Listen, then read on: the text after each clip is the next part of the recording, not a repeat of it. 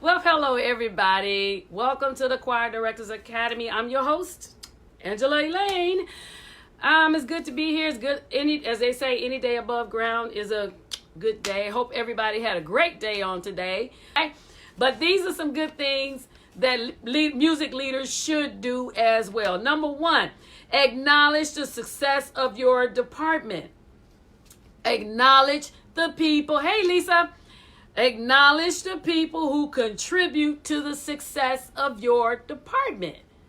Don't make the whole department about you. Okay? It's not about you. I tell my department all the time, and they treat me nice. They respect me. You know, you always got your ripples. I ain't worried about that. But for the most part, they respect me. They treat me nice. They do whatever they can to help me. I acknowledge them when they help. You know, I acknowledge them when we have our AIM conventions. That's when I acknowledge everybody and let them know these are the people that are helping me do the job. Always acknowledge people that help you. You know what? Even the ones that don't really care for you, if they help you, acknowledge them. Okay? Heap coals of fire on top of their head. Acknowledge them. Always acknowledge people. And you know what? That's a humbling thing, because most of the time when we're in humans, psychology, okay? I'm the big cheese. I did this. I did that. I da. You don't lose folks like that. Everybody likes to be appreciated. Everybody likes to be acknowledged. And this is just me. You know what? And one thing I can say, and I'm going to move on, but one thing I can say, this job as state music president, minister of music, has really brought out another side of me. Now, I am not a huggy, touchy person. I'm really a military type person, you know, like, you know, I am a very military type person. I'm not huggy. But in this job, it has made me become a semi, y'all. I don't do it all the time, but I do hug. I hug them, and it's just like, I'm looking at myself, I'm going, oh. But it's my way of, you know, sometimes, you know, with the choir members especially, I go around, I hug them, and I try to speak to all of them. I really try to speak to everybody. But sometimes they all get out of there. But that's my way of acknowledging you. I thank you for coming out. I thank you for singing. I thank you for paying attention. Even when I forgot where I was going, you just kept on rolling like I didn't. You know, you have to acknowledge people. Everybody likes acknowledgement. When you're able, take your leadership team out to dinner. Take them, have an event or something. You know, take them to a restaurant. Not long ago, I took my team, my leadership team, and the musicians, because they work so hard. I mean, I be giving them stuff all the time. And I took them out to eat. Everybody couldn't make it, but it didn't matter. I just took those out and let them know I appreciate you. And you'd be surprised what that does for people when they sit down. And then all of a sudden you get a chance to see another side of folks you didn't know they had. Because, you know, when we see people in that church environment, or we see them in a rehearsal environment, that's a certain decor that they may have, and you don't really get to see them. But when something about food just make people relax, and they licking the fingers, and you know, they eating catfish and stuff like that, they just do that. Shanita, what did you say? Yes, it does something to you and me when you try to cut this work. I am trying to be quick, Shanita. That's my cousin, y'all. She just messing with me. But anyway, take your staff out and acknowledge them first. Take them out to eat. You know what? And I find out with people, it doesn't even matter where you go. It's just the fact that you call a gathering. And when we had that meeting, actually, I was talking about the convocation that we have coming up, trying to get everybody on the same page, because we got a lot of stuff we have to do. Okay, so take them out. You know, it could be end of the year, it could be in the middle of the year or whatever. You know, try to take them somewhere, and you all just sit down and just tell them, you know, I just want to let you know I appreciate what you did, right? Cultivate a positive attitude or atmosphere around you. You don't want to be, you know, the worst thing you can do is be a grumpy choir director. You don't You don't want people, you know, every time they see your face, you frowned up, you snapping. You don't want people to, you know, you don't want that kind of atmosphere around you, because then people don't want to come. Remember, everybody's a volunteer, including yourself. And that's why us as choir directors, we have to keep ourselves with prayer, keep ourselves with the word of God inside, keep ourselves motivated. Keep yourself, I have friends, I have other state ministers of music that I talk to and I hang out with, because we all kind of have, we're all on the same level.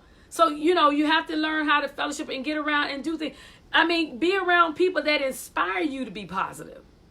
If you're around somebody that constantly complains, how many of us have heard that when we were growing up in school? They said, whoever you around, if you tell me who you hang around, I'll tell you who you are. So, they used to tell me, say, if you want to be smart, hang around the smart kids.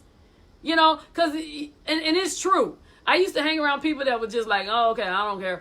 And my teacher was like, well, you need to stop. You need to hang around smart kids. And you know what? When I started hanging around them, my grades took off. My whole attitude changed. I wanted to study. I wanted to learn. I wanted to grow. When it comes to your group, hi, Albert. When it comes to your group, ask for feedback. I know we don't like that. Basically, companies ask you for feedback. But you need to have feedback. Get it sometime. I mean, I have choir members that tell me, they give me feedback. I have some of the officials, my pastor, first lady, some of the people in the church, they just, but they know how to approach me when they tell me. They don't walk up to me and say, you should do this. What? Okay, I should do. Okay, well then, okay, y'all can go ahead and have this. I take my purse and my bag and my designer shoes and I'm going to sit down somewhere because I'm tired anyway. But be prepared for feedback, accept it. Doesn't necessarily, what? A lot of things I've learned in this world today, we don't like correction. We don't like critiquing. And I do understand that some people can be very nasty with it. Some people can be very, very, I'm not telling you I'm not saying for you to sit there and take abuse. No, if somebody is correcting you, they should not be screaming and hollering. And yeah, I tell people, you should know how to talk to somebody and say, you know what? I was thinking, and when I come like that, everybody, because I tell them, and I do all my little motions and stuff, and they be like, I say, because I don't want to hurt anybody, and I want you to receive what I'm saying. Last one, when you get the opportunity, like I said, generally when you come into something, you have to accept whatever you got. That's just how, and like I said earlier, that's a training ground for you. All right. But as you go on, select a staff that cares and has the same concern for the department as you. Okay? Because sometimes you can have people on your staff, they're not concerned about the department at all. They're not concerned about the department doing better. They're basically there for an opportunity. And unfortunately, when you inherit a staff, you have to kind of work with that until you get to the point where either they just walk away or, there's a big changing of the guards, and then you're able to select people that care. Not only about the department, but they care about you, because somebody can care about the department in the sense, I'm only here because I have aspirations to take this job from you in the first place. Well, that's going to be conflict and fighting. But even as a leader, when you know somebody like that is in the arena, that's a test and trial that you have to be able to deal with. You have to be able to deal with that person and know what their intent is. You know how to deal with them and use them, but at the same time, you're wise enough to understand and kind of corral that to keep it from poisoning the rest of the group. It is so much to leadership that people don't really understand. A lot of times we react to things, but you can't be reactive to everything that happens. You have to stand back and look and assess the situation. A lot of times when you're in the group, you have to have a global view of everything. Don't just have the blinders on and this is all I see in front. No, as a leader, you need global vision. Global. It has to be global. You have to look down the road. It's like myself. I'm by profession, I'm a financial analyst, a senior analyst.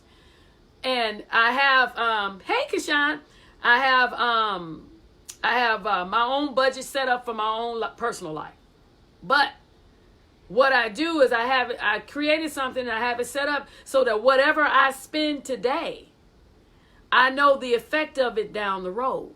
So if I see something I want and it's $600 and I say, oh, I gotta have it, I key it in that little spot of spend, and I'll look down the road and see what that impact of me splurging on $600 worth of stuff, the effect is gonna have on me 2 months from now, 3 months from now, the end of the year. And I got my budget lined up where I want to be, but I'm looking at how is this gonna affect my budget or where I'm trying to go. So when you're a leader, you have to think, this decision that I'm making, how is it going to affect down the road? So thank you all so much. I love all of y'all. Have a wonderful evening and peace.